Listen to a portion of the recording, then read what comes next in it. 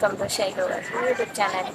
ఎలా ఉన్నారు? బాగున్నారు? నేనైతే చాలా బాగున్నాను. ఈరోజు ఏంటి మీ అంటాను అనుకుంటున్నారా?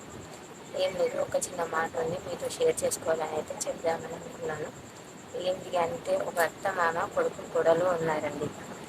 వాళ్ళు ఏమైందంటే, వాళ్ళ ఇంటికి ఒక ఆమె వచ్చి, ఏంటి మీ కోడలు సరిగ్గా ఉంటుందా, మీ అబ్బాయి మీతో చక్కగా ఉంటున్నాడా అని అడిగారు. అడిగితే ఏం చెప్పమంటావు, మా కోడలైతే ఆ అబ్బాయిని మొత్తం కొంగునే ముడేసుకుంది, ఆ అబ్బాయి మాతో సగం ఉండట్లేదు అని చెప్పేసింది. అలా అనుకుంటే 40-50 ఏళ్ళు కాపురం చేసిన అత్తమామే నా భర్త నాతో ఉండాలి అని అనుకుంటుంది.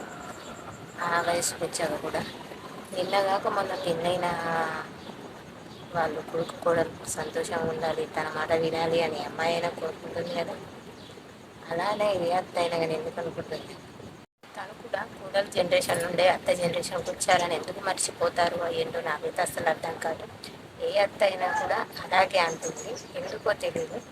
అది వాళ్ళకి అలవాటే అనుకుంటాను, అత్తలనే వాళ్ళకి ఏమో ఇది అయితే. అందుకే ఏ అత్తలు కానీ మీరు కూడా ఖచ్చితంగా మా వయసు నుండే మీ వయసుకు వచ్చారు. ఎవరైనా తన భర్త తన మాట వినాలి, తనతో సంతోషంగా ఉండాలని కోరుకుంటుంది.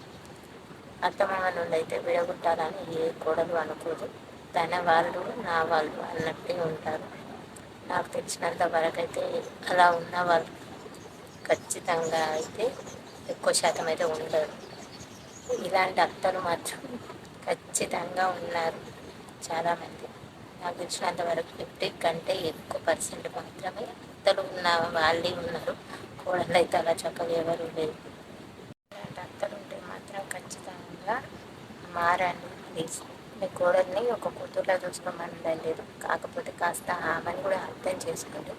ఎందుకంటే మీకు ఆడపిల్లలు ఉంటే అమ్మ వాళ్ళ అత్తారింటికి వెళ్తే ఆమె ఎలా ఉంటుందో ఆలోచించి మీ కోడలతో ఎలా ఉండాలో అర్థం చేసుకొని కాస్త ఆమెను కోడల్లాగే చూసుకోండి.